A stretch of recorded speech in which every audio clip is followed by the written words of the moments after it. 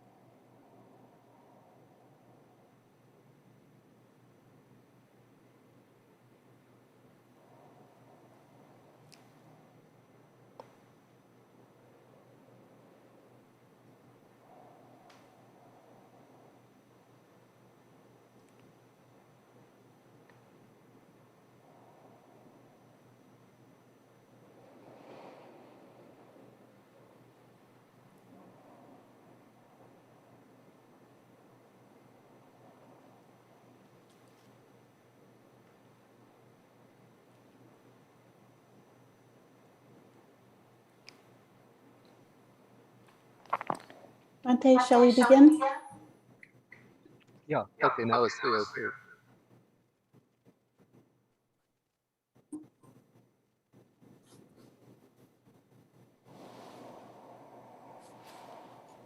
Welcome, everyone. Welcome to the second session of our second day in the Meeting the New Year retreat. BGR board member Aya Dhammadippa will now speak to us on the topic of compassion. We'll then have a period of meditation and a few minutes for questions. And we will end today's session with a short video introducing the work of BGR. Aya Dhammadippa is the founder of Dasanaya Buddhist community in Alexandria, Virginia. She's been practicing Buddhism since 1987. She is a fully ordained bhikkhuni in the Theravada tradition and a Dharma heir in Soto Zen. In addition to English, Aya teaches in Spanish, an expression of her Latin heritage. Welcome, Aya.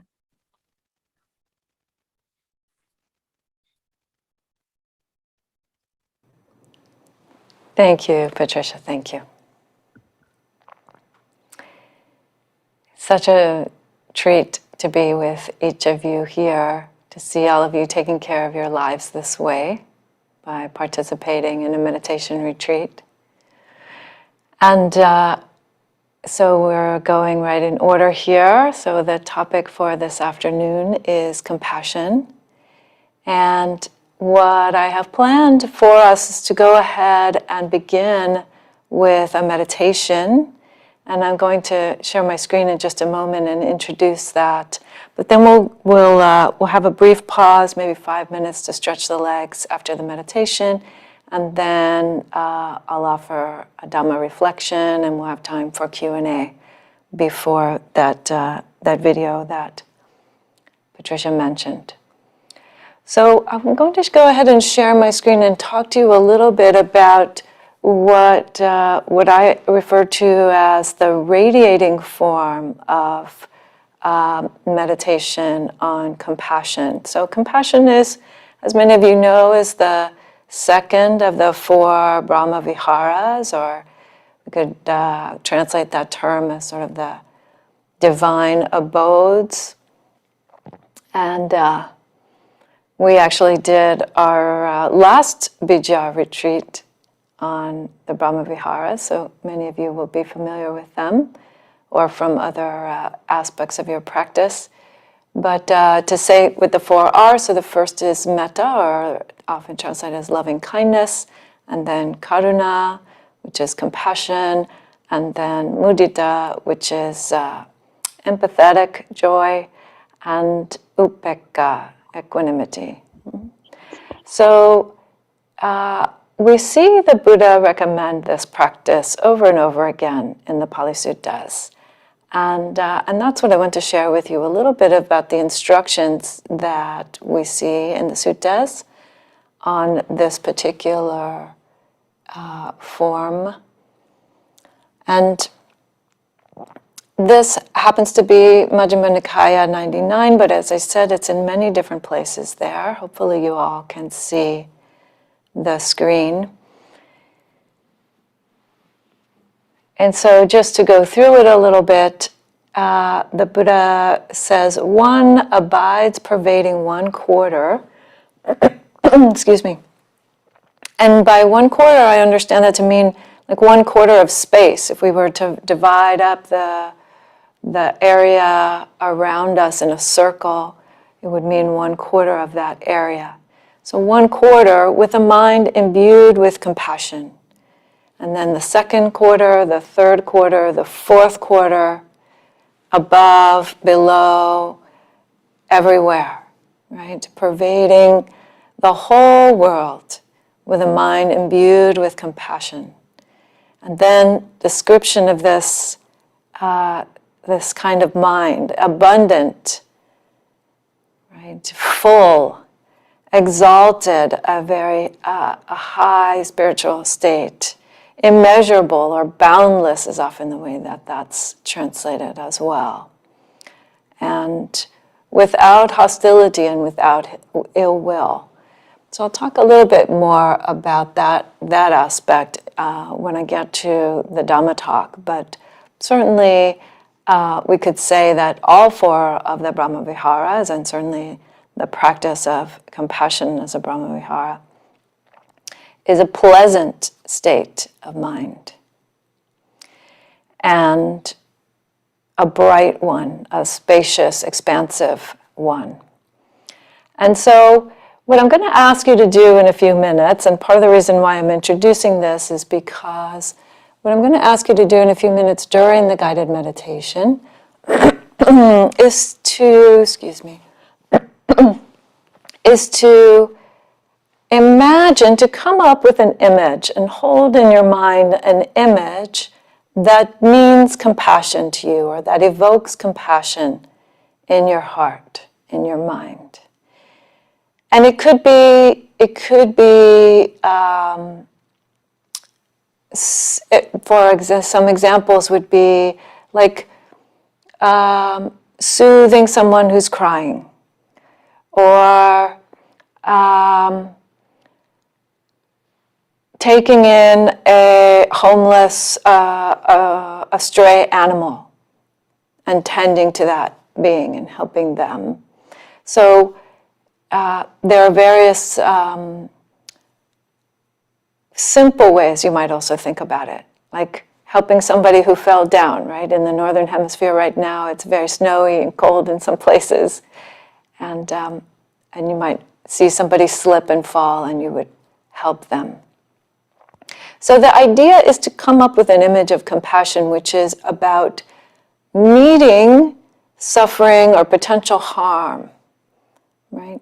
So again, it's an uplifting state, and the image that you're looking for is something that is going to uplift the heart, all right? So I'm going to leave it at that, and I'm sure that each one of you can come up with some idea about this, and I'm just introducing it now to give you a moment to think about that before we actually are doing it in the meditation. So just take a moment and think about that.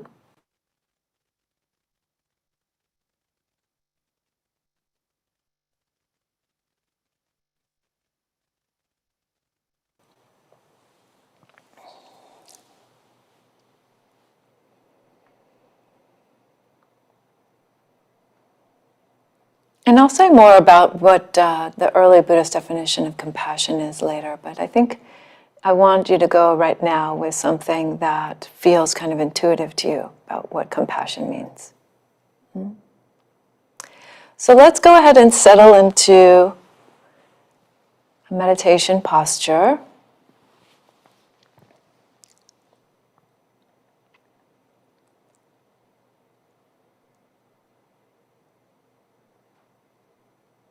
So starting by sensing the weight of the body on your seat.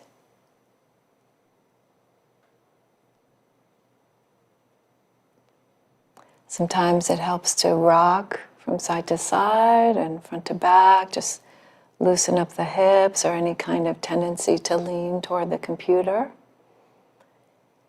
And then allowing the body to come sort of naturally into a balanced, upright posture.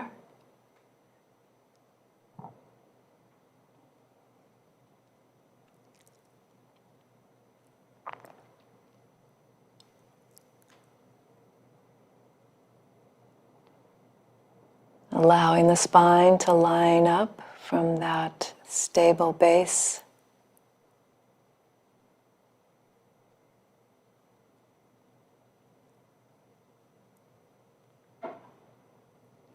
As best you can. And the neck also aligning so that the head can rest naturally at the top of the spine.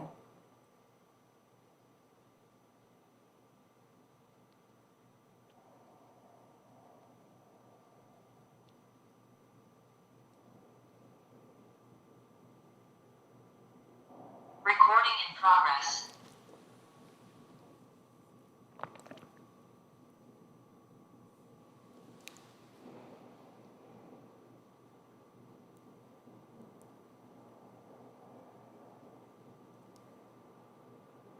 And from that upright posture,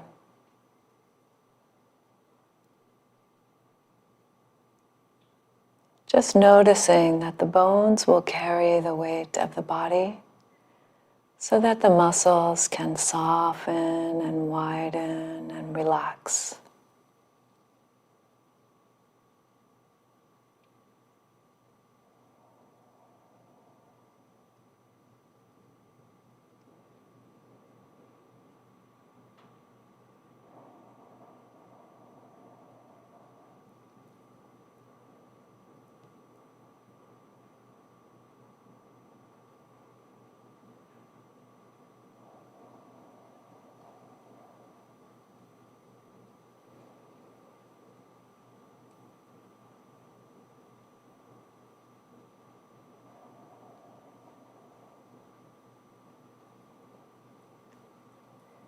And particularly softening the area around the chest, around the ribs.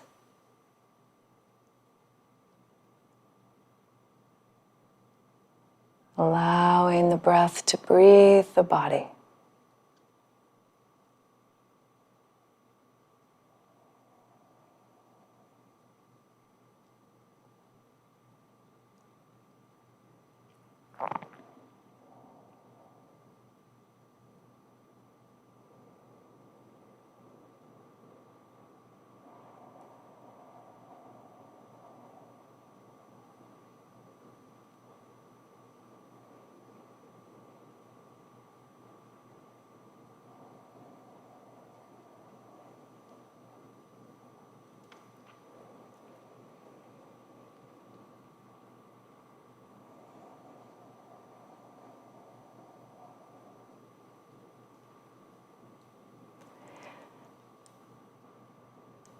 And now bringing to mind an image that reminds you of compassion.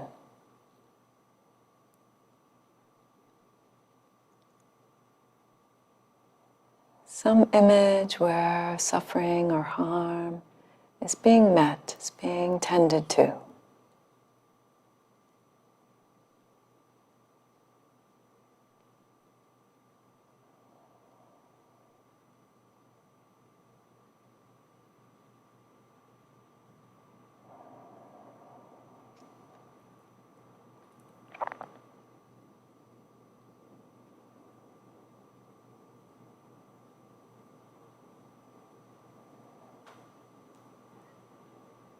Perhaps it's comforting someone who's in pain, mental or physical pain.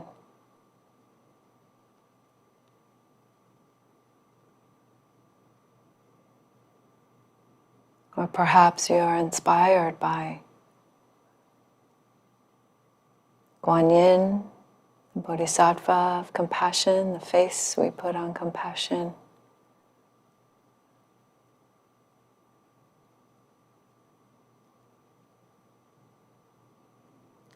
Just bringing that image to mind.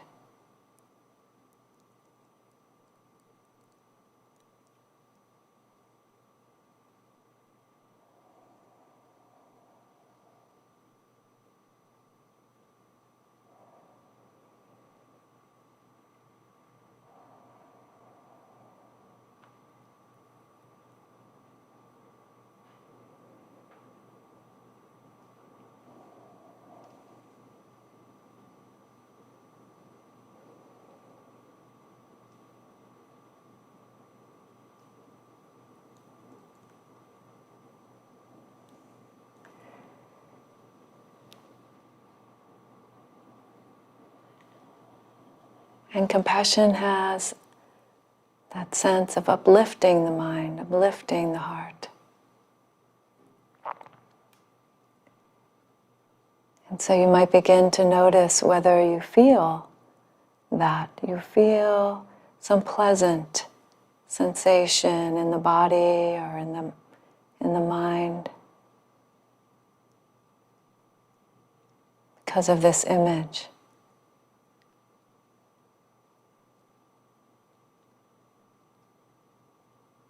Maybe it brings a smile or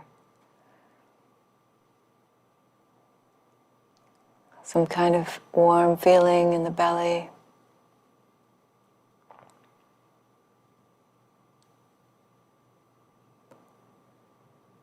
Just observing whether there's a pleasant feeling associated with that image of compassion.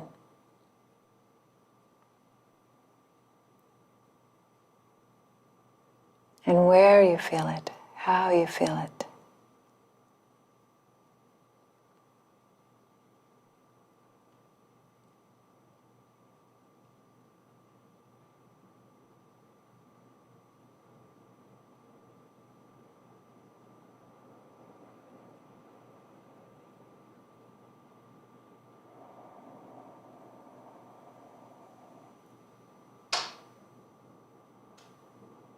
And if you don't find the feeling in your body or the pleasant feeling in the mind, That's okay. It's enough just to contemplate the presence of compassion, of the image of compassion.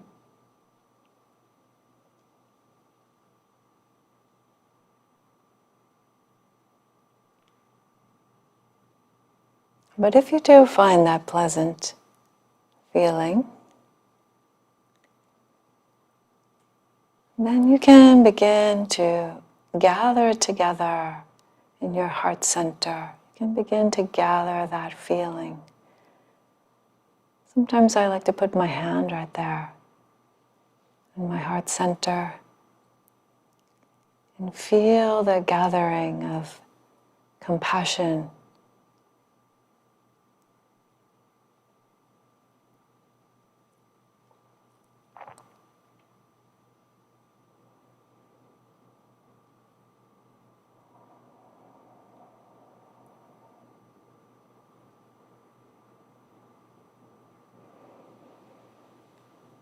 So using the inhalation as a way to help gather that pleasant feeling together,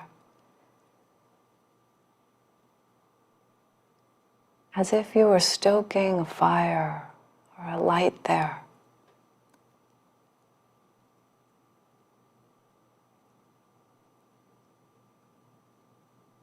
So with the inhalation, you're brightening that feeling, that light of compassion, right there in your heart center.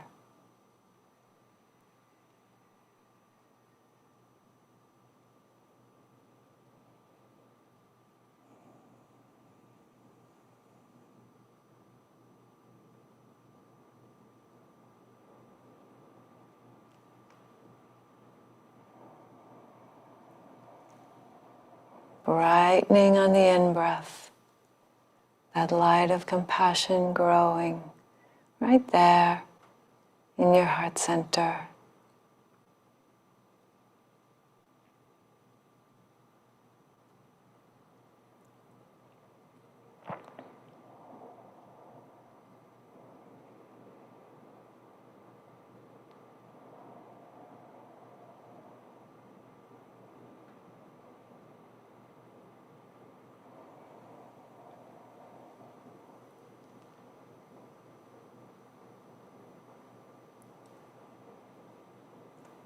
Returning to the image.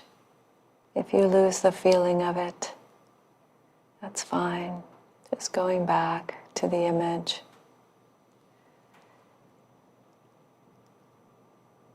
And then finding again the feeling in the body and gathering it toward the heart center by using the in-breath to bring it, to strengthen it.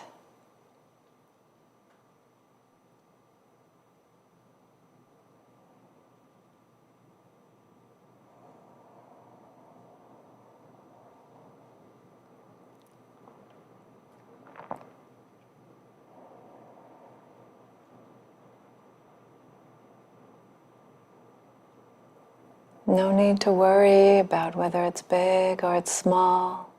It's immeasurable.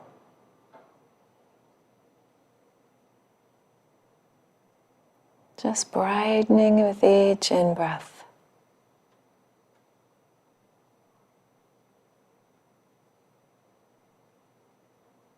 That light of compassion.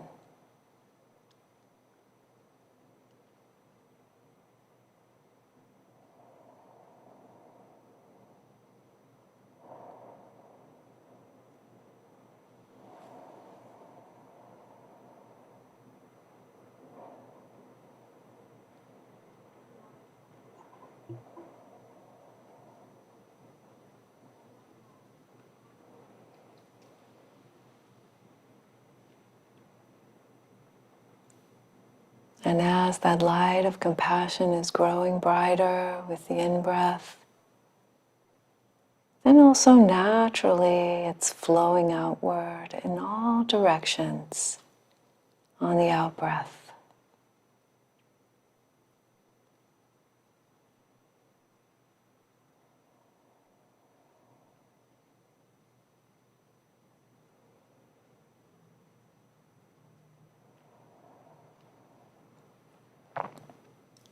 So brightening the light of compassion on the in-breath and letting it flow on the out-breath.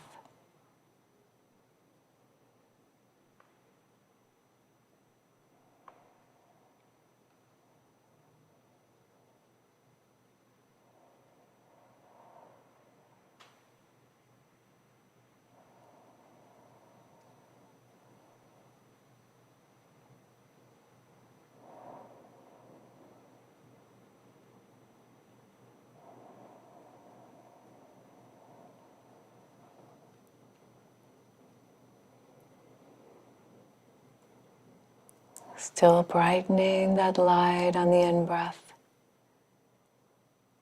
and flowing on the out-breath.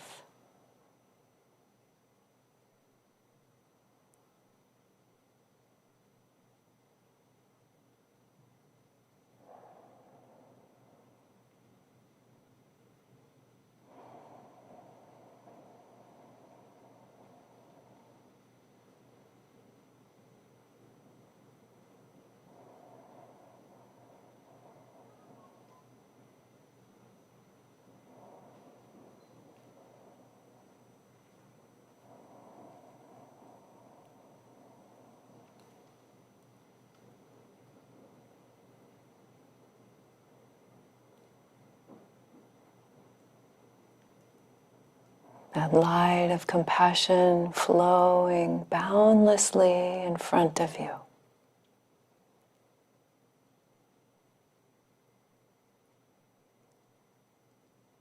Unobstructed. Passing through all things without harm.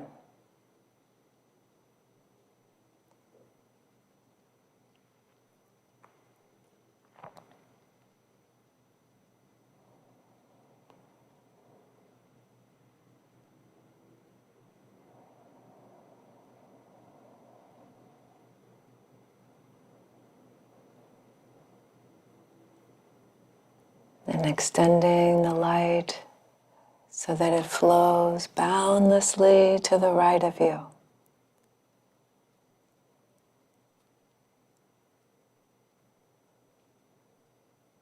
No need to strain or push. The light just flows naturally.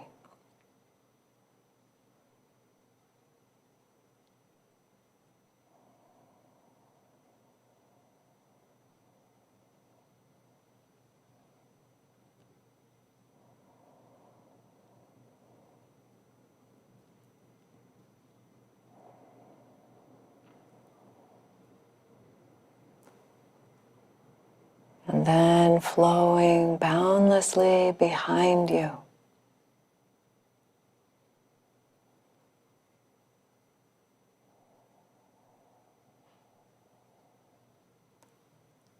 That light flowing with each out-breath.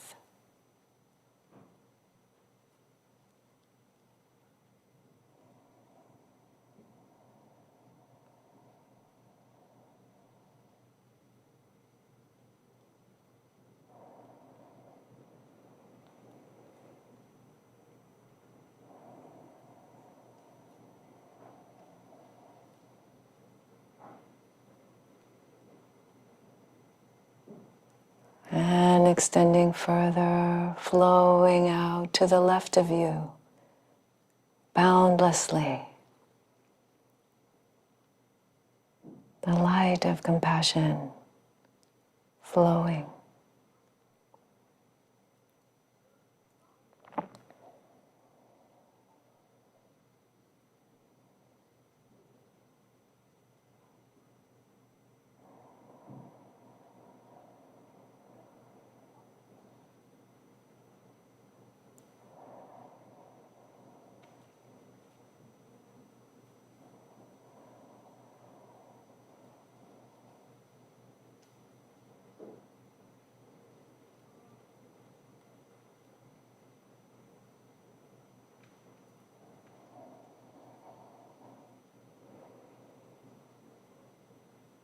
And now that light of compassion flowing up through your body and above you. limitlessly.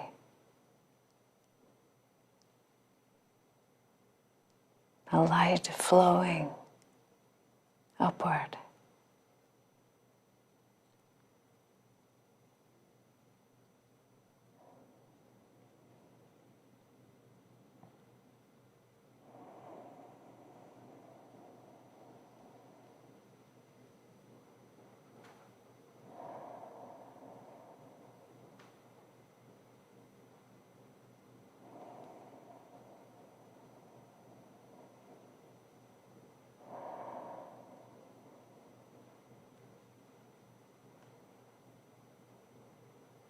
And flowing down through your body and below you, boundlessly flowing, the light of compassion.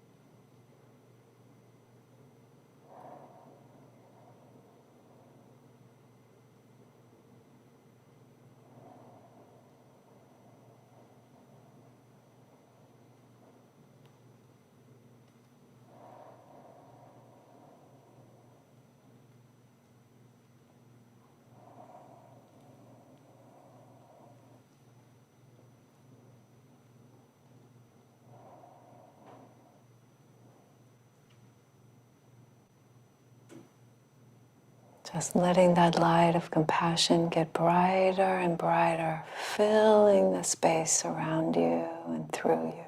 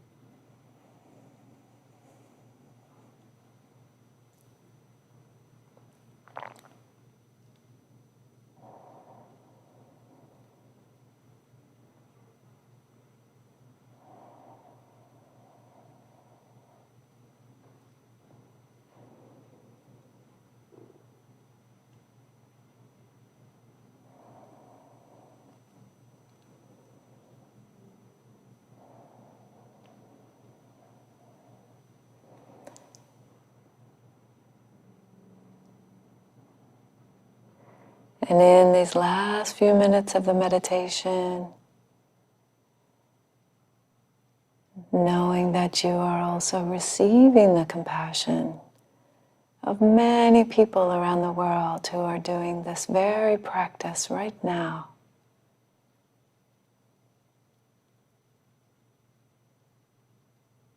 So the light of compassion also being filled up by others who are extending it to you.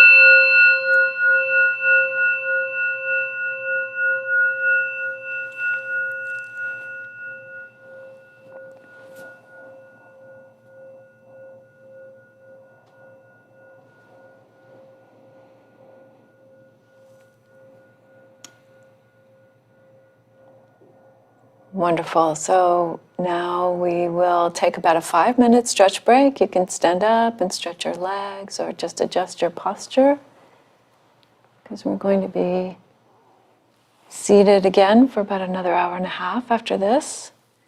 So just taking a moment to take care of the body.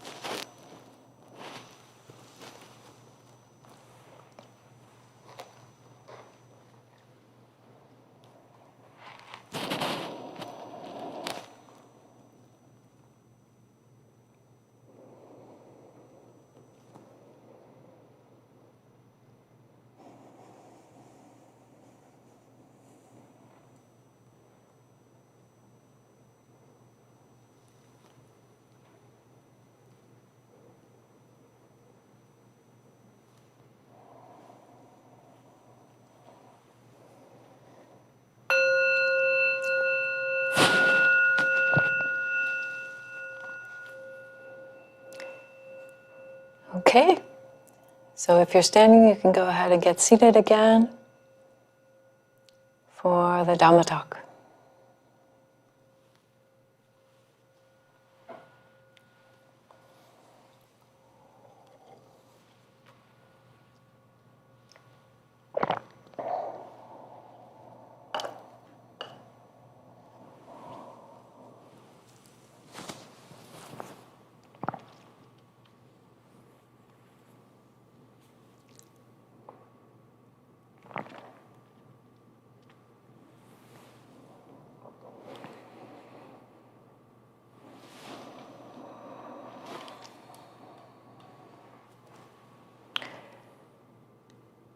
So I'd like to start with homage to the Buddha.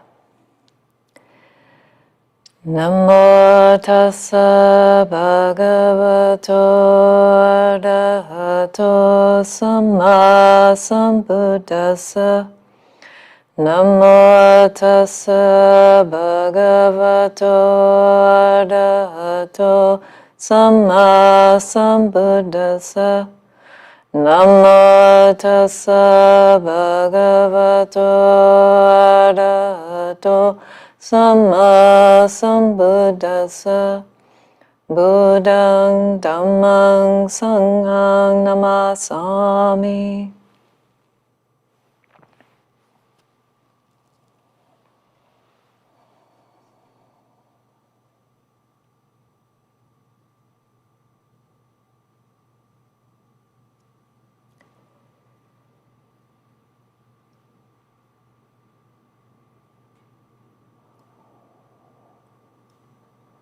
I think that everyone here is aware that there is suffering.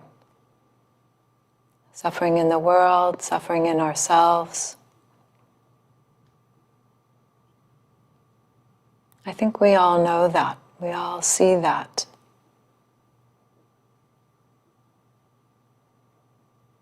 Right? We can see it every day on our computers, on the television, in the books we read, or on the phone, right? That's why it's called doom scrolling.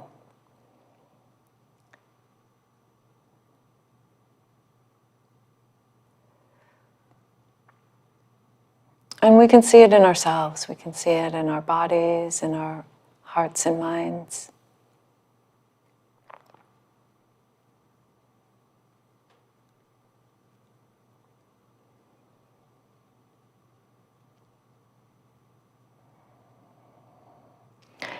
And while most of us have a tendency to fall to one side or another of that equation, awareness of the suffering so-called external to us or the suffering internally, we know about it. We know something about it. And so the question before us as practitioners is, what's a skillful response to that? How do we offer a wholesome response to that?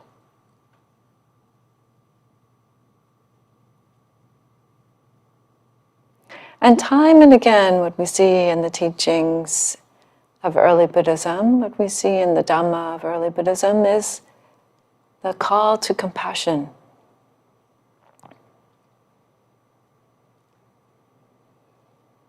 Right? I think the simplest way of defining compassion is that. It's the intention that beings be free from harm, be free from suffering.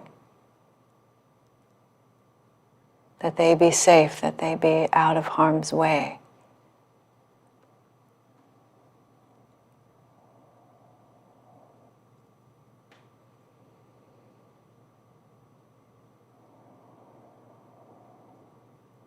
And yet, that's not always what happens, right? When we see suffering. Sometimes we see suffering and we get angry. Or we see suffering and we get overwhelmed by sadness, as was mentioned already here earlier today. Or just numbed out to it.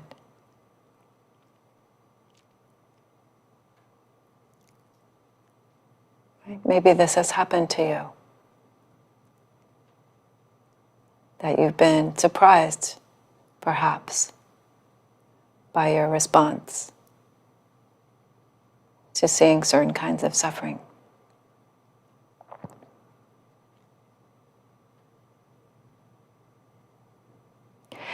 And the Buddha, when he talks about this, he talks about starting with empathy.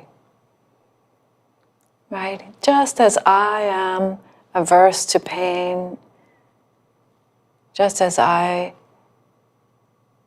don't want to die, just as I don't want to suffer, so too other beings are averse to pain. They don't want to suffer.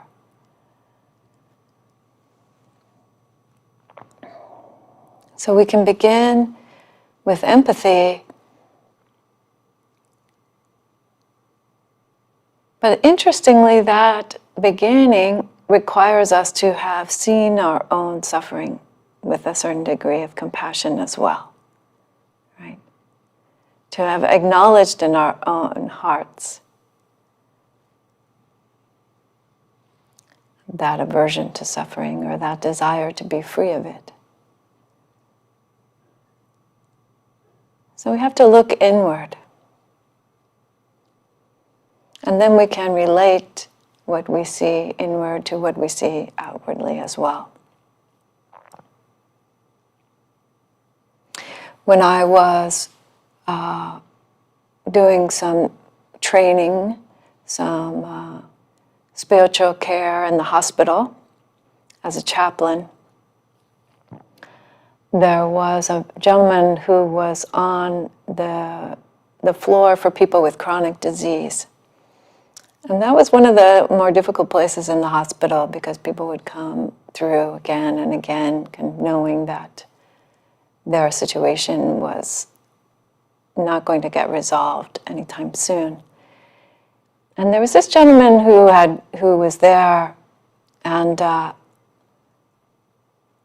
he was yelling at everyone, like really, really yelling very harshly at literally everyone. He was in a room with a roommate, and his roommate had put up the curtain between them, and still he would yell through the curtain at this person in the other bed, and he would yell at the staff out the door. He was confined to the bed, and just scream, very angry and using a lot of very harsh, very nasty language. And it was really straining people's capacity to deal with him, to just even understand him at all or provide care for him, because it was just a constant stream of this kind of harsh speech. And so I was his chaplain and had to think a little bit about how to approach this situation. And I was thinking a little bit, just even trying to understand what it was that was driving him. And I realized that because his neighbor had put up the curtain between them, and he was in the bed closer to the door so that the staff could hear him and kind of respond to his very shouted requests, then he was basically shut out of any kind of natural setting. Right? He didn't have any access to any windows. He was in this very small, kind of confined part of the room. And I thought, well, I don't know about him, but for me, it helps a lot to be able to look out the window and see nature. And that would be perhaps calming a little bit. And so I talked to the nurse and kind of convinced her that we'd try to get him over to the window, not the window in his room because of what was going on with the other person in his room, but another big, a very large window at the end of the hallway over by where the elevators were. And so she went through the trouble of getting him in the wheelchair and everything, this very large, very loud man screaming. And we wheeled him over to the window, and he got really quiet. And we just stood there quietly for what seemed like a long time, given how he had been behaving. And then he started to say something, and we sort of braced ourselves, the nurse and I, we looked at each other, and we braced ourselves for him to, let loose another set of swear words. And he said, "I never noticed that the sky is so blue. I never noticed that the sky is so blue." And so we stood there and we talked about how blue the sky was for a little while.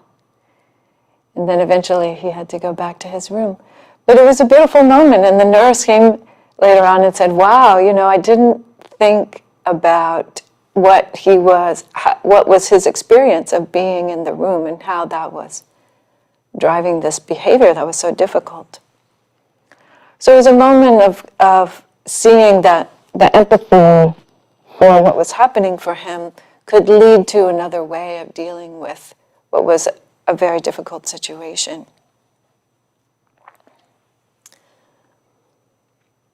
And so that's a place to start, certainly, for us to try to develop empathy, to think about meeting folks with an understanding of the fact that they are experiencing some kind of suffering. But a mundane empathy, I will add, a mundane empathy doesn't resolve the problem of suffering. Right? Otherwise, we wouldn't need the Dhamma. The Dhamma goes beyond that kind of simple empathy to a much further, much more penetrative kind of understanding.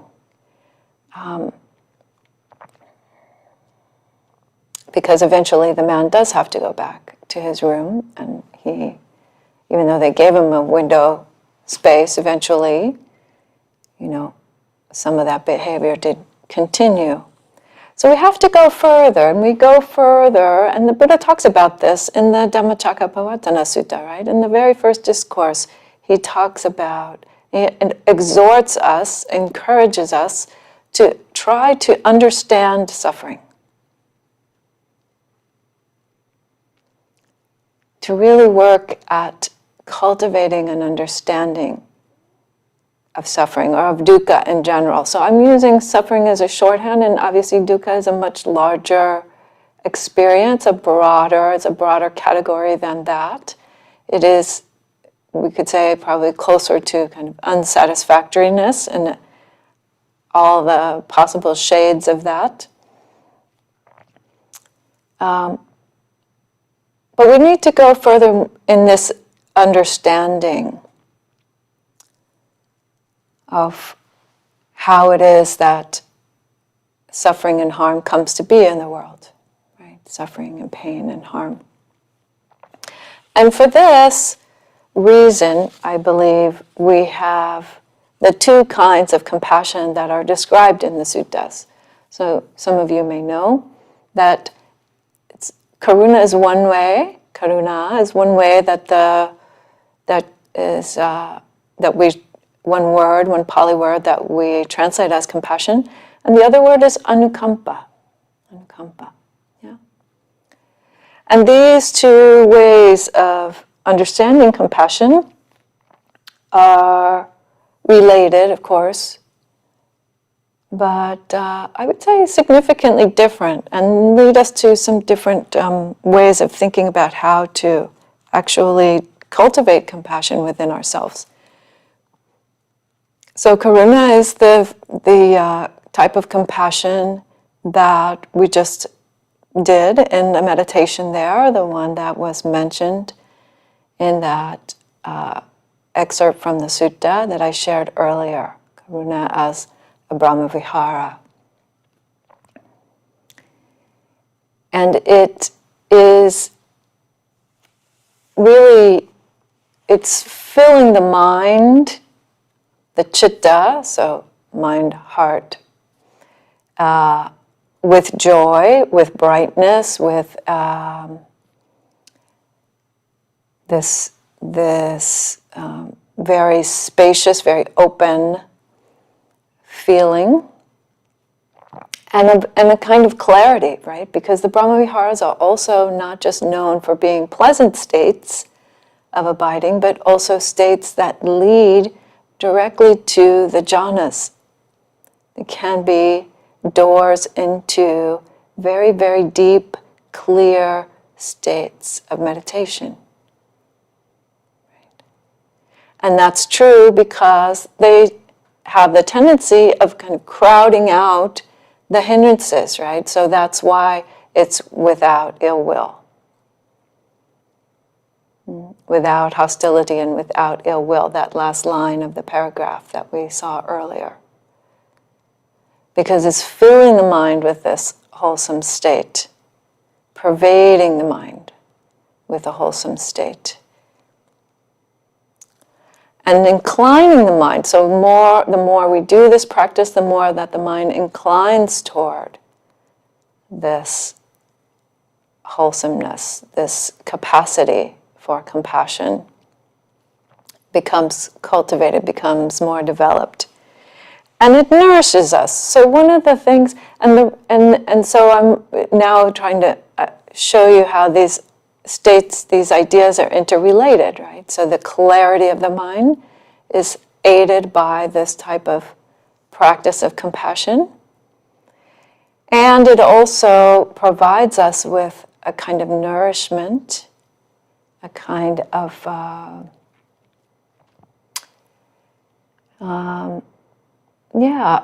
a strength and energy that helps us to have courage to meet the kind of suffering and harm that we see in the world, right? Because that's not always easy, as I said earlier. So there's a legend about Kuan Yin Bodhisattva, also known as Avalokiteshvara in the Sanskrit, other early in Indian language from that period of time. And Avalokiteshvara, or also known as Kanon or Kanzeon in Japan, also known as Chenrezig in Tibetan. So this being that represents compassion, it's said that they, because Avalokiteshvara is sometimes known as male and sometimes female and sometimes kind of more neutral, or even as animals, other kinds of beings, but the name means the hearer of the cries or the sounds of the world. And that's one way to parse it. And the legend goes that Avalokiteshvara would hear the cries of the world and their head would split. And this happened 9 times. And then finally the Buddha, seeing this, gave Avalokiteshvara a head that wouldn't split. So sometimes you see statues of this bodhisattva called the 10-face Kanon, or the 10-face Avalokiteshvara.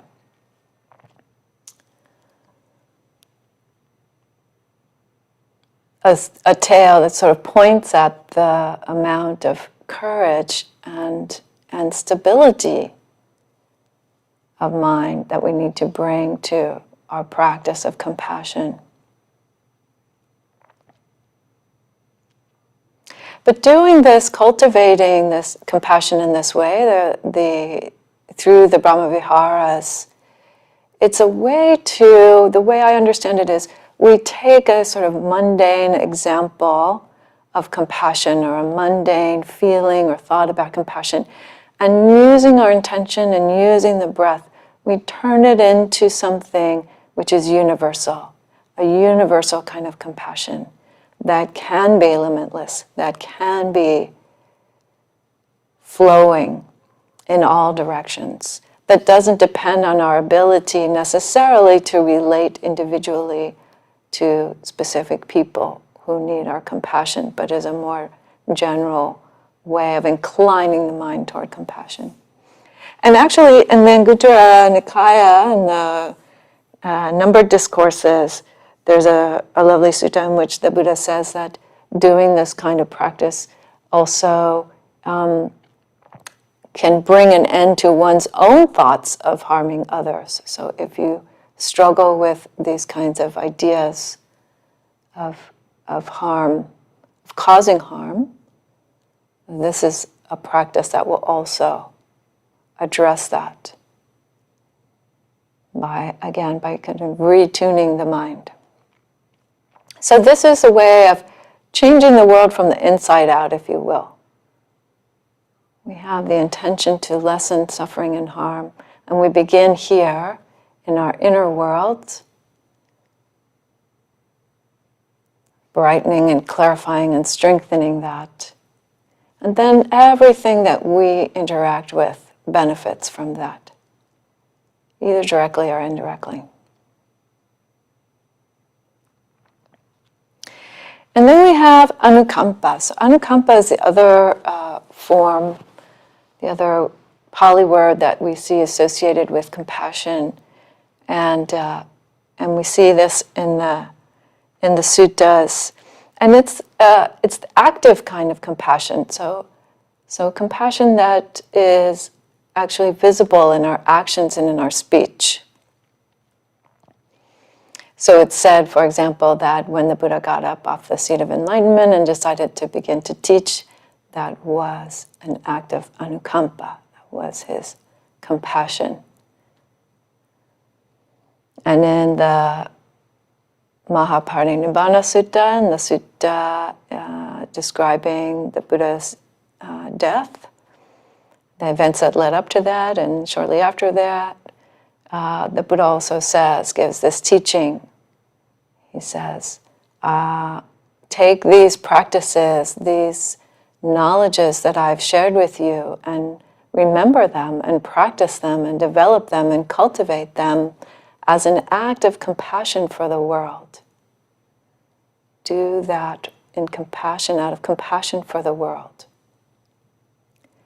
So sharing the Dhamma, practicing the Dhamma, is itself also an act of compassion. Perhaps the most effective act of compassion, because it will get to the root causes. Ultimately, it will get to the root causes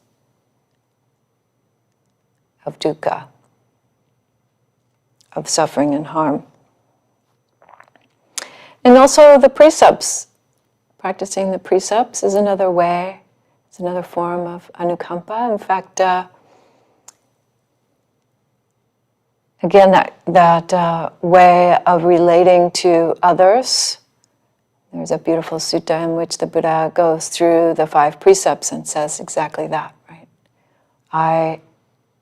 I don't want to be killed, and certainly others then therefore also don't want to be killed, so why would I do that to them? I would instead practice the first precept of not killing beings, living beings. It said putting down the rod, right, and being compassionate toward the world.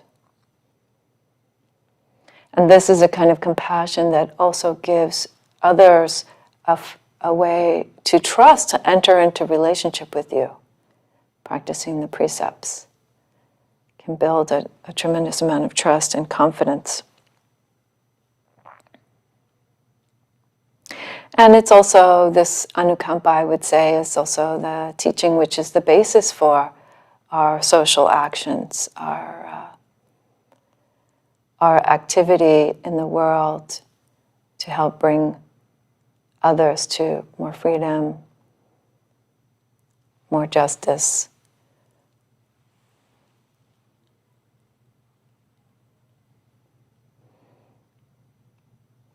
I'm also reminded,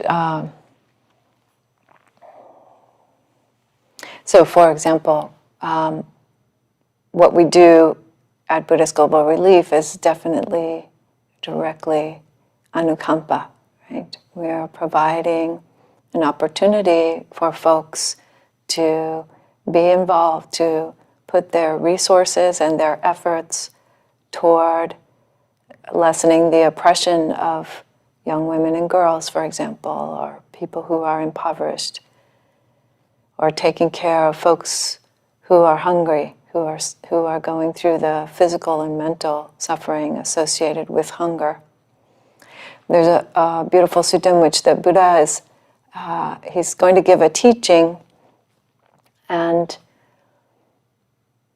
as is described in many suttas, he knows that there's one particular person who will benefit the most that day, whose mind is most prepared for that teaching of that day, and they can awaken or achieve one of the 4 stages of awakening that day. And unfortunately, that person, their cow got loose. And so they spent the morning, or the afternoon actually, I think it was the time was after the meal, and the monastics are sitting there and they've invited the Buddha to give the talk, and the Buddha's not giving the talk. And it's because the person that is most going to benefit that day, their cow got loose, and so they're chasing around after their cow. And this takes hours apparently for this person to corral the cow, and finally they get the cow put away in the barn or tied down or whatever it is that they were doing with their cow. I don't know, I haven't never tended cows myself. So. But in any event, this person finally does show up to the assembly.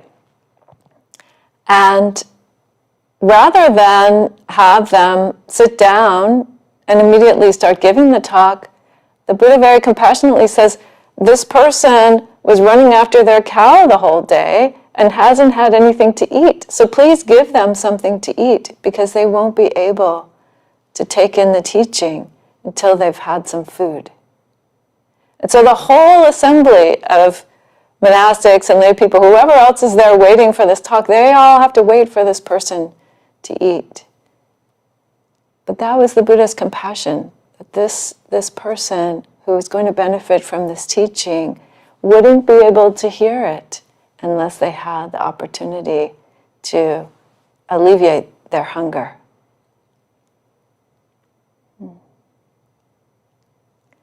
So similarly, we know that there are folks in the world who need to alleviate their hunger if they're going to be able to do anything else well. They're going to be able to participate with their families, their communities, in society.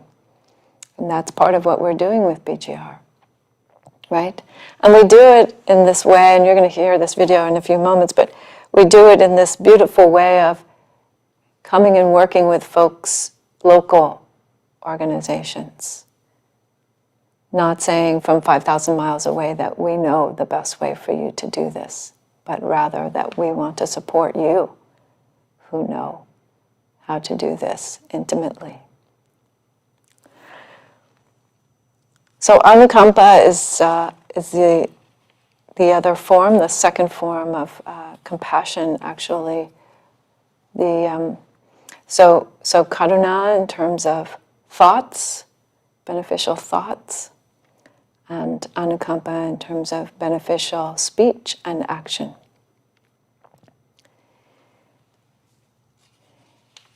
And then given these teachings, then I believe that what does happen is that we do find that we have the strength to meet some part of the suffering and the dukkha and the harm that we see in the world. We find that the Dhamma gives us the nourishment that we need and the clarity to be courageous and step up to the suffering that we see in ourselves and in the world.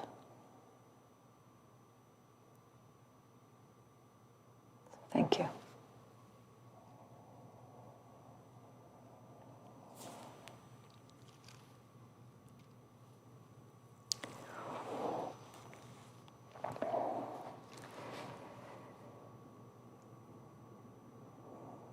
Great, so we have a bit of time for some questions or comments or other kinds of sharing before the video at the end. So if folks want to, as we said earlier today, if you want to ask a question, you can go to the reactions tab on your menu there, and you should have a place where it says raise hand. And you can raise your hand, or you can also try putting it in the chat if you can't find your raise hand. And I'm happy to respond to questions.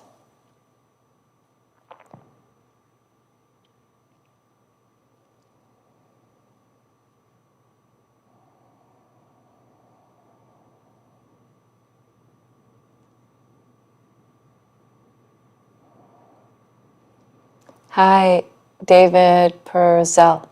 Yes, would you like to unmute yourself?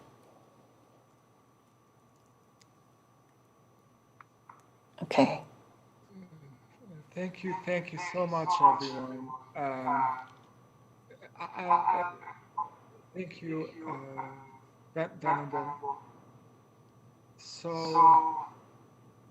when you were speaking about the first sutta, you recommended it for people who are struggling with harming others.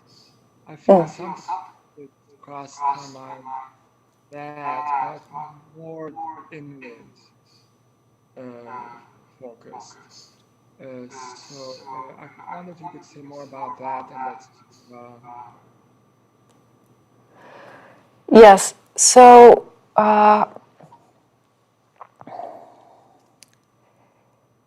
yes, so the sutta, let me give you the reference here because I just happen to have it written down. The sutta in particular is the Nisaraniya Sutta in Gujar Nikaya, or Numbered Discourses 6.13 from the Book of Sixes, the number 13, in case that's helpful to you. If you have access to that, you can look it up online also.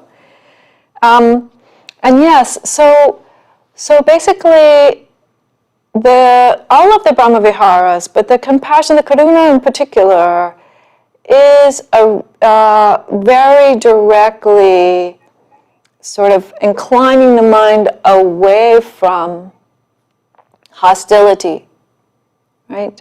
It's a way of kind of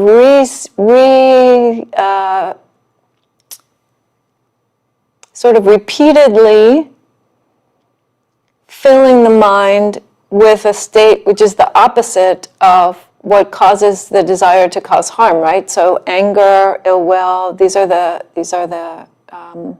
states that tend to drive causing harm to other people.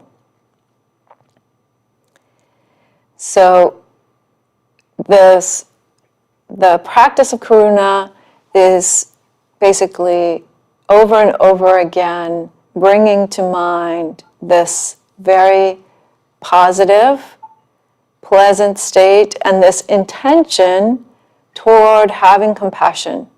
And the more that we do that, so we know both in terms of like physically, there are little grooves that get created in our mind from our habit patterns, but also we know that karmically, what we do with intention tends to create future results. So when we bring this intention to have compassion, then that creates more of a tendency in the mind to go in that direction in response, instead of going in the direction of wanting to lash out.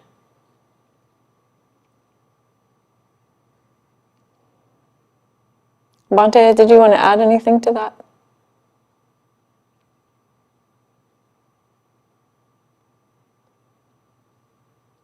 No? Okay. I hope that's helpful, David. So, somebody put in the chat, would we write the word? So let me just write the word for you in the chat, and I'll spell it as I'm saying it out loud here. So it's the second word. So the first word is, this is karuna. That's the meditation that we did. And anukampa is the sort of active form of compassion. Diane, yes, I see that you have your hand up. You're still muted. Thank you very much. Okay, yes. When you mentioned sending compassion out of the left side of your body, is that because the heart is sort of more to the left of your body? I had never heard that before. Oh, no, Diane, so just to clarify, what I was doing was trying to give you the prompt that you see in the instructions. So it says, I'm pervading 1/4 of the world, and then the second quarter, and then the third quarter, and then the fourth quarter. So I do that by telling you first to the front, and then extending to the side, and then extending to the back, and then extending to the left side, so that eventually and then above and below, right? So it's just basically echoing what's in the instructions in the sutta, but giving you the sort of physical prompt so that you can imagine that way that the light of the compassion or the energy of the compassion can be spreading in all the directions. Does that make sense? Oh, I lost Diane. I can't see her now. All right.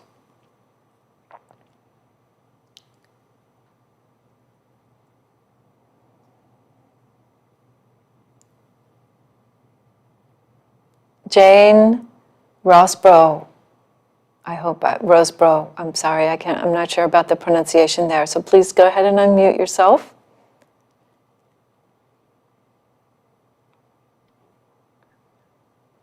Thank you. Yes. I've not heard the word Anukampa before. Could you say a little bit more about that? Because that's a very my picture of it. I'm sorry about the echo. I don't know That's what's okay. happening. That's Sorry. okay. Yes. Just to say a little bit more about the word, yeah. So as I said, I mean, with the way that we see it used, to my knowledge, in the Pali Suttas, is that it's an active form of compassion, and oftentimes specifically associated with teaching the Dhamma, sharing the Dhamma, practicing the Dhamma, practicing the precepts. All of these things are described as anukampa. And so rather than the meditative form of compassion, it's a kind of compassion that directly meets in action and in speech, directly meets the root of the suffering and harm that we see. So again, examples are the Buddha deciding to teach, or the Buddha exhorting others to practice and to continue teaching as he was dying, and this way of, for example, upholding the first precept of not killing living beings. It says, out of compassion, showing compassion for them. That word that we're translating as compassion is this Pali word, anukampa.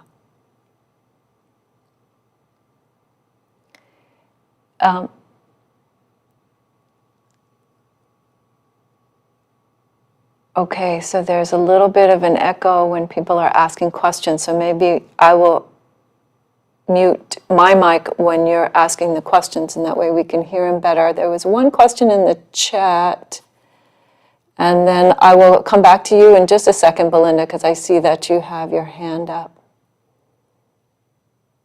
So, oh, sorry, hold on.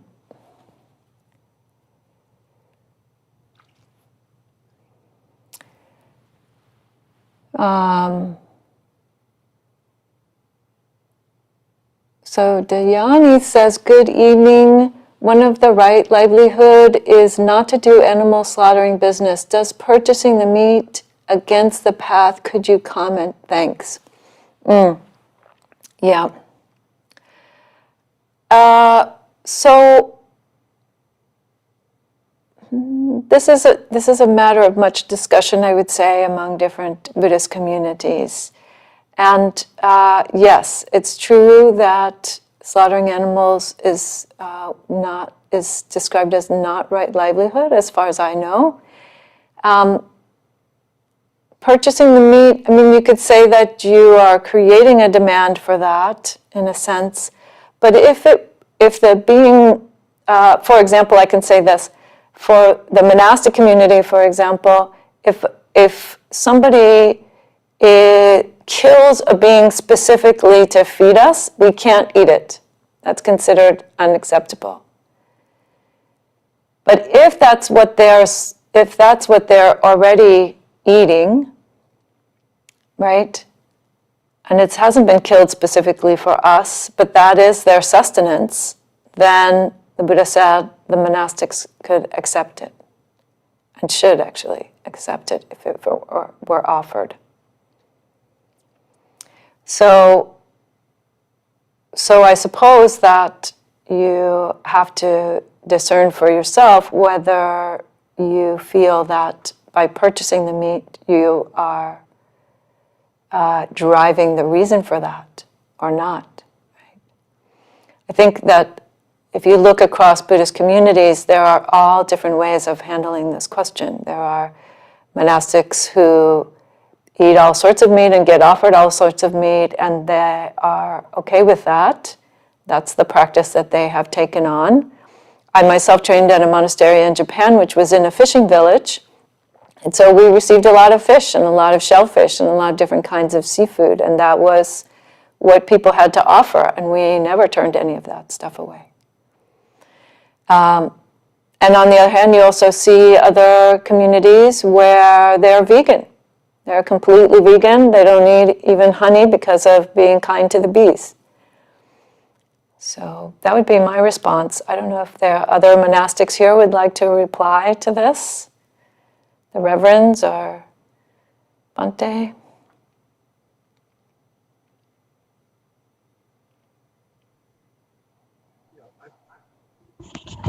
What you said about the whoops. Yes, I can hear you. But there's an echo. Maybe the echo is coming from my maybe computer. turn off your mic. Okay, now I could speak without the echo. Okay. Yeah, what you said is correct according to the early Buddhist tradition. Like the Buddha said for the monastics, there are 3 conditions under which they cannot accept meat, which really comes out to the same thing. Whether if they see an animal being killed for them, hear that an animal has been killed for them, or have some suspicion that the animal was killed for him, then they can't accept that meat. And we see in the suttas, in fact, the Buddha himself accepts offerings of meat. And so I think if the purchasing of meat was to be prohibited, he would have prohibited the lay people even from purchasing meat, but he doesn't do that.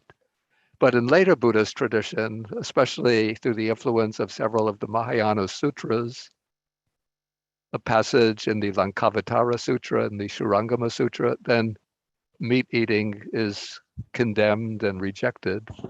And so, at least in the monastic strains of East Asian Buddhism in China, Korea, and Vietnam, then meat eating is prohibited at the monasteries. But I assume that the lay people, the lay Chinese Buddhists, lay Vietnamese, Korean Buddhists, unless they're very devout, will purchase meat from the market, though not kill the animal.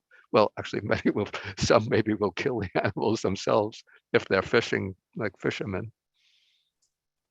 And in Tibet, because there's not traditionally much vegetation growing in Tibet, so I know that the Tibetan monks would eat meat.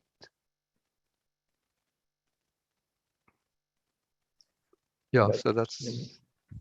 Maybe it's chime in coming from a tradition that's pretty strongly vegetarian.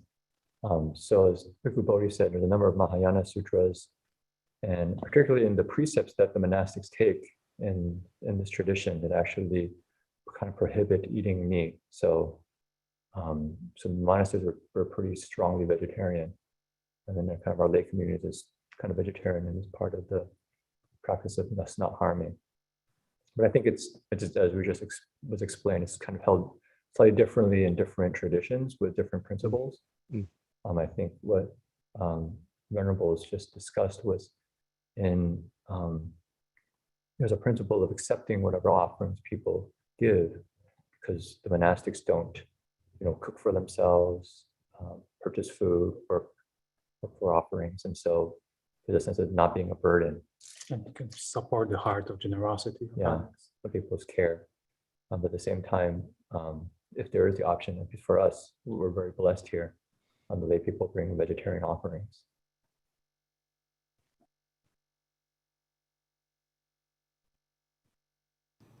Thank you, Venerables, for sharing. Bhante and the reverends, thank you. Belinda, so you've been patiently waiting. Thank you for that. Would you like to unmute yourself and ask your question or say what you want to say? My question is on the Karuna meditation. Mm-hmm. So I'm hearing echo. Okay, wait, I'm going to mute. Thank you. So my question is, at the Karuna meditation, I wonder if you can say a little bit more about the pleasant feeling that you mentioned, because, for example, the image I bring up usually is an injured or hungry animal, and my wish to care for that animal. So at that point of that image, my feeling is more of a concern, a little sadness, and wanting to help, and not so much what I would typically describe as pleasant or joyful. Perhaps after I've helped them, I would feel that. But at that point of generating that wanting to help mindset is more kind of that concerning feeling. So when you're guiding us through the pleasant feeling, I wasn't quite connecting that feeling at that point. So maybe it's just a definition of the term, but I would like to hear a little bit more explanation. Thank you. No, I think it's good to bring this up because I think that this is one of the places where people can have difficulty or get tripped up with this particular meditation, right? The metta is a little bit easier because you're thinking about kindness, or you're thinking about loving, or there's a kind of built-in automatic sort of, for some, sense of the pleasantness of it. And so, yes, so what I would recommend for you is to think about, to go to the place of helping that being, or having helped that being, or whatever place it is that brings up the pleasant for you. Because the Brahmaviharas must be pleasant, by definition. If it's unpleasant, then you're not in the Brahmavihara yet. So it's a pleasant abide. That's why it's a Brahmavihara, right? It's a divine, wonderful, delicious place to hang out. So you can come up. You need to come up with an image. And some folks don't use an image. Some folks can just key off of a word, as I said earlier, or off, for example, like the face of Kuan Yin, or something that someone said to them. Any of those things are all fine, but something that evokes the kind of pleasant feeling of meeting the suffering. You can't really generate the pleasantness of the karuna if it's suffering that's going unmet. So it has to be to some degree met in order for that pleasant feeling to come up. So for example, what I think of when I'm thinking about something like that, like a stray kitten in the street or something that needs help, then I would think about like the actual helping happening. Sometimes you could see like a video of that on YouTube or whatever. For whatever reason, it happens to come across my YouTube all the time. Is those different metta and karuna. What I feel like are metta and karuna, videos. It's like, oh yes, here's meeting the suffering of this being, and then look how happy they are at the end, and their little tail is wagging. That's the part where, right, you can feel the positive sensation of it, and so that's the part to focus on. Great. Yes, thank you for the question. And then I'm just going to go back here to the chat for a little bit, and. So there's one that says, I seek some advice as to skillful means. When I see suffering in the world, I feel a lot of pain sometimes. It feels so overwhelming. And I think sometimes I switched off and have no feelings one way or the other. Yes, so this is also a danger, right? Is that feeling of overwhelm, or that feeling of drowning in so much suffering that's happening in the world, or a feeling of becoming numb or just unable to respond. In the healthcare, I talked a little bit about doing spiritual care in healthcare settings. It's sometimes referred to as compassion fatigue, So people go into these helping professions with the idea of with wonderful ideas of compassion, and then they get tired. They just literally get tired and can't bring that empathetic response. So two things I want to say about that. One is, I think it's very important to be aware of our own limits when it comes to seeing and acknowledging dukkha. It does no good to try to force yourself beyond your own capacity to address it. That's actually just another source of dukkha, right? Like trying to force oneself or getting beyond what you can do. So maybe that means, and we sometimes refer to this as like guarding the senses. Maybe that means that you limit the amount of news that you watch, or the amount of, so-called doom scrolling, like social media, or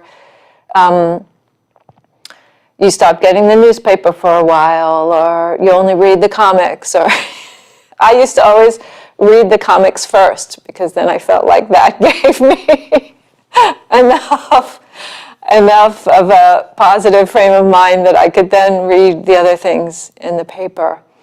So that's one thing, is to try to tune into your own, where your limit is, and not go beyond that if you can, right? Don't force yourself.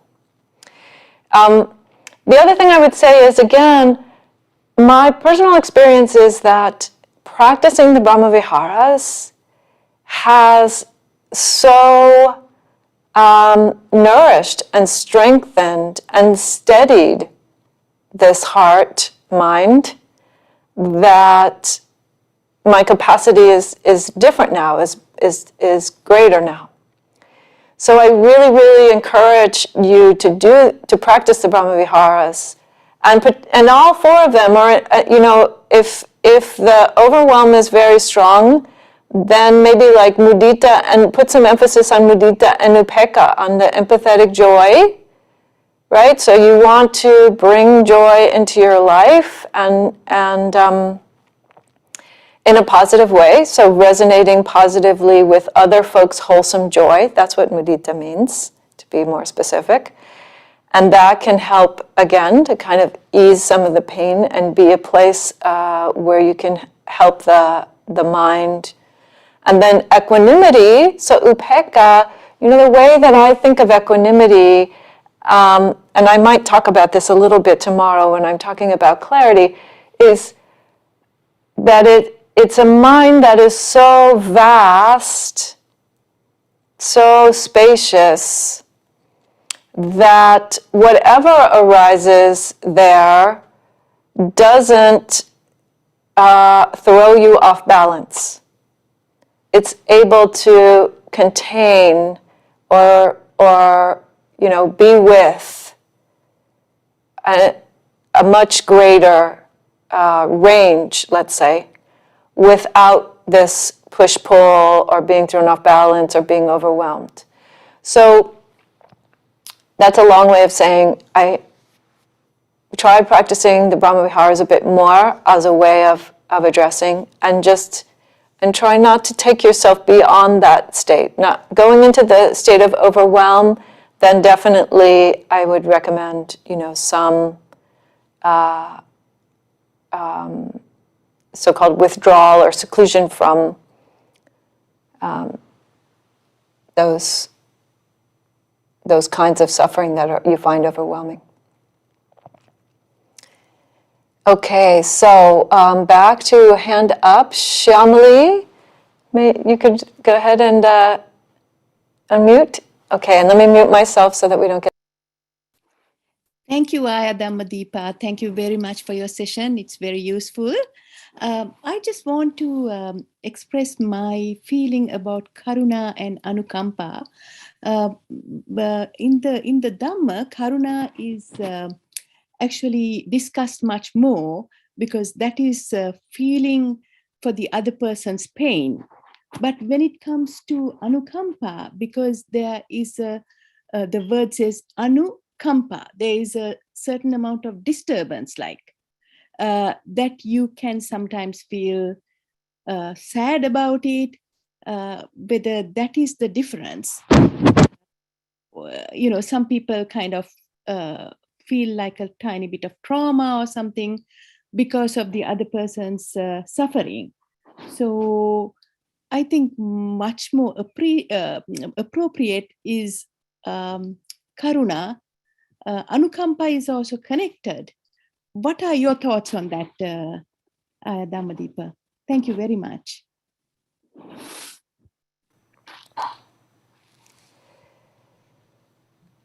Yes, so as I understand it, I think that these two concepts are related. And what I was trying to show was some of the examples where we see this word anukampa being used. And it's so just to use again the example of, not killing living beings as being a form of compassion toward them. So it doesn't imply necessarily that you're upset about that. It's actually refraining from an activity that you know is going to create harm and suffering in the world. So there's probably a range of ways that it's being used, and they are definitely related. But I think, again, that the emphasis that I was wanting to make is more, or the distinction that I was wanting to make is more that karuna is something that is very, as I've seen it in the suttas, and perhaps Bhante has some other thoughts about this, but is it an inner practice that's happening? It's in terms of our inner thought world that we are developing compassion there. And anukampa is seen much more in an active mode. It's a response. So it's a not doing something or a doing something which we know for the specific reason of not causing harm and suffering in the world. So. But there is some kind of disturbance, right? Yeah. Well, so the question of disturbance, right? It is very possible, yes, that we have a sense of being moved by the suffering of the world. That's important. That's important in order to generate the anukampa. Yes. Thank you, Aya. Yeah, but Appreciate it. yeah, we find anukampa is used in describing the Buddha and the Arahant disciples. So they don't have any disturbance, but it's, as Aya said, it's being, anukampa is the way in which compassion motivates one, or moves one to do something to alleviate the suffering or the ignorance of others. So I just did a little search. Just the thing is, with the internet, you could just find all of the textual passages that use a particular word. So we have in this sutta, Mahasunyata Sutta, it says that the teacher, that's the Buddha, teaches the Dhamma to his disciples, anukampang upadaya, out of compassion for them. Okay. Yeah. So, compassion, anukampa, doesn't necessarily mean that one is disturbed or troubled in the mind, but it means that the heart is shaking with the suffering of others, or resonating with the suffering of others, in a way that motivates you to do something to alleviate their suffering. Thank you, Bhante.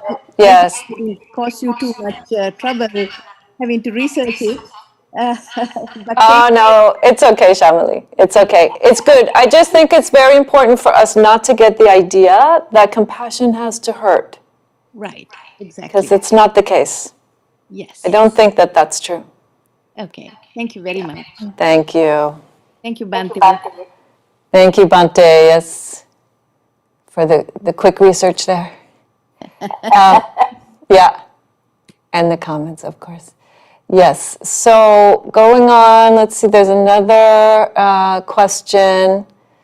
My biggest obstacle to compassion is consistent focus on self. I get so subsumed by my own suffering and preoccupations that I don't think outwardly to generate compassion towards suffering. What practices could I do to help lessen this self-focus and think outwardly? Yes, so this is a little bit of what I was mentioning at the beginning of the talk. So most of us have a tendency to be more aware of suffering or difficulty in the external world, or to be more aware of suffering or difficulty in the inner world, in the internal world. Most of us have a tendency to lean very strongly one way or the other, and to become more balanced about that, or to be able to see more of it, is where we work on this empathetic response. So my experience is oftentimes that when there's not an ability to generate compassion for what's happening externally, it's because there hasn't been a compassion for what's happening internally yet. So when you say you get subsumed by your own suffering, I take that to mean this word subsumed, like overwhelmed, or like it becomes very too much. And so there are many different ways to think about it. I mean, again, generating wholesome mind states, so that's one way of addressing it. Trying to generate wholesome mind states when you are feeling a lot of pain. That can be a way of sort of giving yourself enough space to come back to it, because you can't really eliminate the unwholesome mind states by having wholesome mind states on top of them, if you know what I mean. You have to eventually be able to come back to it. The other thing is to begin to see very clearly, and this takes a little bit of practice over time, though I find that it's quite effective, to see clearly the harm that you're causing to yourself if you become overwhelmed, or if you allow yourself to become to like drown in certain feelings. Do you see what I'm saying? So if you can investigate, so turn, when that starts to happen, you start to feel like you're totally caught up in your own suffering and you can't even relate to what's going on in the world. If you can investigate and maybe use a framework, like, for example, the framework of the 5 khandhas, you can have a look. What's happening in the body right now? Okay, what's happening here in the body at this moment? And ground yourself in that physical experience, trying not to have a reaction to your reaction, right? So maybe you see in the body that there's tears happening, or that there's a contraction in the heart, or that your jaw is clenched.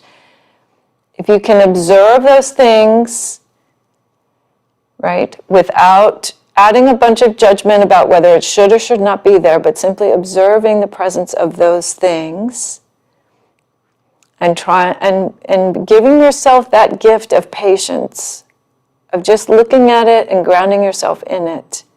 Then you can move to the mental, and you can look at the mental. Oh, okay, so what's happening now? It's unpleasant. It's quite unpleasant, right? This is an unpleasant Vedana, unpleasant sensation. And what happens, that unpleasant sensation is associated with this perception, whatever perception it was, some thought, some image you saw of,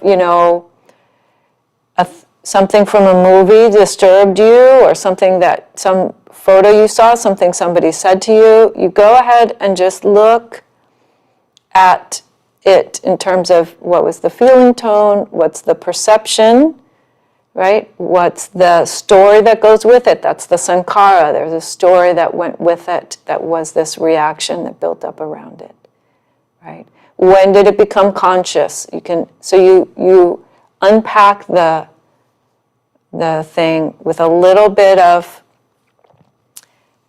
investigation, again with as little judgment as possible. And if you can do that repeatedly, then what you're doing is you're also training the mind to a lesser reactivity, to be able to see those things happen, or see that particular activity or that particular physical response or that particular mental unpleasantness, and not add a second arrow, not add a bunch of reactivity and judgment on top of it. So I hope that that helps. And let's see. So Shamali, we have the video coming up here soon, but we have time for one more brief question if you have another question. Or did you still just have your hand up from before? Okay. Wait. Yes, actually, it's not from before. I have a comment, actually, Aya. The comment is that if you feel traumatized by something, then you're not having enough compassion for yourself. And I'm wondering whether in the Karuna meditation, they say to have metta to yourself first is to avoid things like that. Because that way you're having, you're loving yourself first kind of thing. I mean, a lot of these psychologists have written about those, this kind of thing. And I'm wondering whether if you don't love yourself, how can you love other people?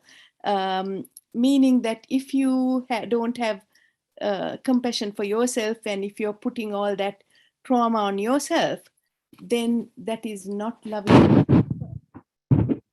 If you have any comments, please let us know. But thank you very much. Yes.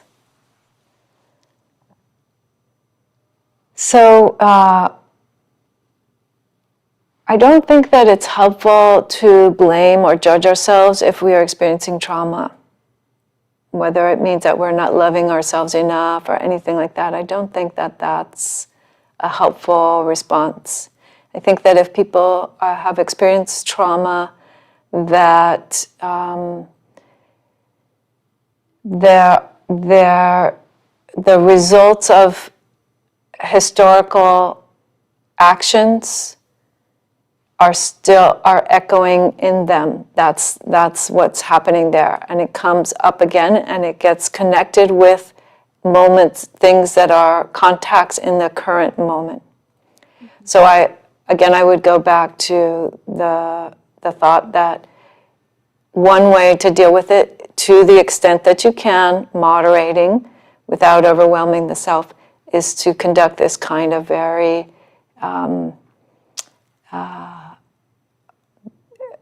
sort of detailed investigation, but starting with grounding in the body as much as possible, unless, again, it's a trauma related to the body. And then you have to sort of ground yourself in an external object, like sometimes looking at a tree or hearing sounds, music, something that will calm the system enough to allow you to observe what's happening. That said, loving kindness, always a good idea, always. All right, and then somebody else gave the question, can the process that I described work for grief as well? And I would say yes. Again, grief is, particularly now with the pandemic, and there's been so much loss of people, loss of independence, loss of connection, loss of jobs, loss of many, many, many things. There can be also beautiful things that come out of it, like more Dhamma online. But grief is something that I think we could definitely, as a society, stand to learn a little bit more about. And yes, and using this process of investigation for grief, which can come in these huge, overwhelming waves, you can steady yourself. You can steady yourself by doing this kind of practice with time. With time, it takes a lot of experience and a lot of patience And again, a very, very clear discernment about when it's enough, when you need to step away, when you need to just distract or step out a little bit, because you can't really push the process. Grief also is a process which has its own intelligence and its own time frame, and we don't do well by trying to make it fit a preconceived time frame. That's usually a recipe for actually having more grief or more trouble from the grief. So, all right, very good questions today. Thank you, everyone. I really appreciated all that and the interaction. And I think that Patricia or Yvonne, we are ready to move on to our video then. Thank you, Aya, for these beautiful teachings on compassion. To end this session, we'd like to share a short introductory video on the work of BGR. This video was made for us by one of the many wonderful volunteers who contribute their time, their energy, and their compassionate action to our work. Please feel free to adjust the volume on your computer if you need to. And Kim will start the video. Thank you.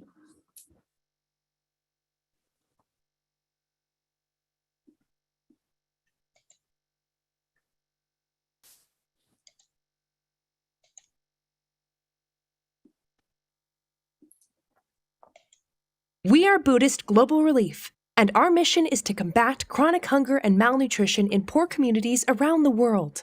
We empower people to rise above the conditions which drive them down. We give direct food aid to those whose immediate survival may be threatened by hunger and malnutrition. We facilitate sustainable farming programs for small farmers to provide for themselves. Supporting girls and women is a proven element in any successful fight to reverse poverty, hunger, and malnutrition. And so we promote the education and vocational training of girls and women around the globe, giving them new opportunities to provide for themselves and their families. Enriching the lives of women can start whole communities on the path out of poverty. Nearly 91% of BGR's expenditures go directly to supporting our approximately 40 projects around the world and here in the US.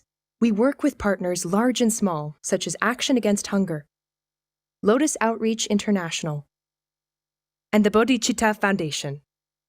In Port-au-Prince, Haiti, Buddhist Global Relief provides 800 hot meals a day for children, many of whom walk several miles to receive their only meal for the day. In Bangladesh, BGR provides meals for 128 girls in elementary and middle schools. These meals not only improve the health and nutrition of the girls, but also greatly improve their ability to study and learn. Because of these nutritional benefits, the dropout rate in these schools is declining. Students tend to stay in school because they are well fed and, in fact, stay in school longer. As a result of this, the number of children who continue on to secondary school is also increasing. With this increased education comes even more opportunity for these children. In Cambodia, one project provides much-needed rice. This allows the girls to stay in school rather than be forced to drop out to accept unsuitable work due to the pressure to support their families. This project even helps some of the young women to attend university. In fact, some of these young women have moved back to their home villages after graduation to work as school teachers and continued the beneficial cycle of growth and support. Another project provides scholarships for refugee children in Thailand, whose parents work as backpack medics in the conflict zones of Myanmar. In many countries, our projects help improve food security by teaching sustainable methods of small-scale farming. Sustainable small-scale farming improves accessibility to food, quality of diets, crop yields, and household incomes. It also decreases dependence on external aid over time. In one farming-based support program, our partner in Kenya works with farmers to replant indigenous crops and trees. This project provides improved nutrition and incomes for participating families. In India, another farming project helps women develop resilient farming practices to enable them to adapt to a changing climate. Here in the US, our partner in Detroit teaches communities how to grow their own food and supports them as they develop urban gardens. As a result of these farming projects, thousands of rural and urban folks now have access to fresh fruits and vegetables, which provide nutrients needed to combat the incidence of chronic problems like heart disease and diabetes, which plague many vulnerable communities. Aside from giving direct food support and facilitating farming programs, BGR provides vocational training to women and girls. Vocational training is an effective way to improve the well-being of families around the globe. BGR supports a center in Cameroon, which provides vocational training to single mothers as well as to the many women widowed as a result of frequent regional conflicts. In Sri Lanka, we support young women as they receive technical school and university-level training, which gives them the opportunity to build better lives. In Punjab, India, we help provide training and marketing skills to women, many of whom were widowed, leaving them with no source of income. And in Nagpur, India, we support a girls' home which implements many of our methods in one place. We provide housing, scholarships, nutrition, job training, and other necessary assistance to 30 young women. For close to 1 billion people around the world, hunger is a terrible and ever-present reality. It hounds their every step. According to the World Food Program, each year 6 million people, many of them children, die of hunger and hunger-related diseases. Building pathways out of this devastating circumstance is possible. Your donation to Buddhist Global Relief will give people affected by hunger the support they need to pull themselves out of this condition and lead lives of dignity, purpose, and strength. You can use the link below to give and give generously. We are Buddhist Global Relief, and we thank you deeply for your support.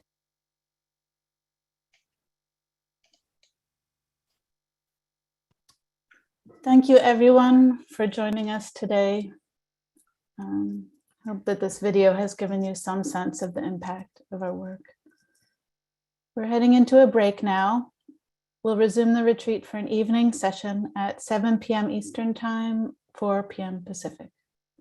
7 p.m. Eastern, 4 p.m. Pacific. We look forward to seeing you then. Thank you. Thank you.